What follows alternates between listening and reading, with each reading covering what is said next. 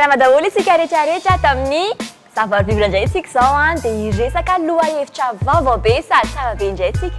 Ny lohahevitra an'io dia mikasika ny fomba firesahana, izany hoe rehefa miresaka amin'ny olona ianao dia ahoana sy ahoana ny tokony ataonao amin'izay ianao anisan'ilay hoe bon auditeur, izany hoe olona azo resahana tsara dia ireto misy karazany maromaro tsara fantatrao. Voalohany ary tadio mila hainao tsara mihitsy miditra lalindalina amin'ilay resaka.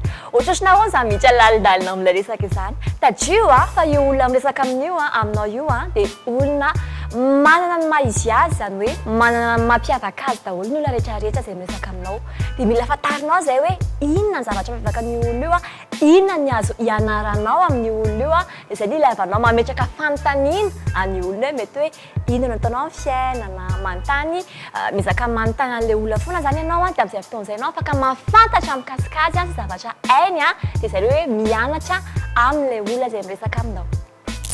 Ity faharoa ity indray dia ilay hoe ataoko amin'ny teny anglisy hoe go with the flow, izany hoe manaraka ny onjan'ilay resaka ianao izany. Rehefa miresakinareo dia misy karazana hevitrevitra kely maromaro mifanampy eo. Dia rehefa tafresaka ny anankiray ianareo ka mipasy makany amin'ilay resaka anankiray dia tsy azo ataonao mihitsy mamerina an'ilay resaka fa voaresaka teo.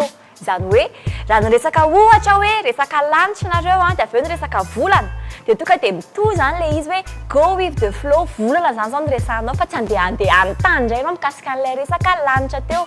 Azonareo ve? Izany hoe arao fotsiny io izany ilay resaka fa tsy mamerimberina ilay efa noresahana. Fahatelo sahatsika izao, tsy dia mety loatra ny isaky miresaka amin'ilay olona ianao karaha ny tantara fiainanao izy izany dia tsapanao hoe mitovy amin'ny fiainanao mihitsy ilay izy dia alefanao mankany aminao foana ilay izy hoe ny akoho tsy mety izany fomba firesaka izany fa ilay olona ny tokony henonao. Izany hoe na dia misy hidiranao kely ilay fiainany dia avelao izy noho ny resany fa tsy hoe alefanao mankany aminao daholo hoe ny akoho ohatr'izany tsy dia mahay miaina loatra ny olona manao an'izay. Ilay fomba firesaka ihany isika izao sady efa eo amin'ny fahaefatra sahady ny resaka karazana hoe raha ataoko amin'ny teny vahiny hoe détail an'ilay resaka. Tsy dia mety loatra izany hoe tantareo ilay olona dia anotaninao daholo mikasika an'ilay izy dia tany firy, avy ve ny orana, dia avy eo dia nankaiza, dia taiza, dia nanao ahoana.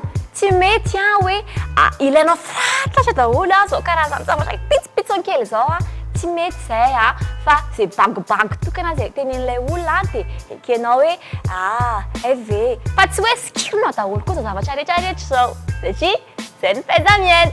Farany nefa ny sady tsy lasan-danja zava-dehibe ny fomba firesaka amin'ilay olona araontsika hatrany ary aza monjomonjo fa resao tsara izy asiotsika arahana fihetsika madinidinika dia mahafinaritra mba mitondra tsiko an'ilay olona resahanao ihany koa dia aza dino maromaro izy teo fa ity fahadimy ity tena hoe zava-dehibe izay hoe fahaizanao miresaka amin'ilay olona miaraka mitsikitsiky ary toka dia mahitsy ianao miresaka amin'ny olona fa aza mihodinkodina be satria amin'izay fotoan'izay vetivetika ny resaka no mazava tsara. Tsotra sady mora rahina tsara mihitsy ireny torohevitra anankidimy be izao fahaiza-miaina dimy be izao izay nentiko teto mikasika an'izay fomba firesahanao amin'ny olona izay. Amin'izay ianao olona mahay miaina tsara ary mazava ho azy milamina ny tany rehefa mahay miaina daholo ny olona. Zay ary dia manaraka andray.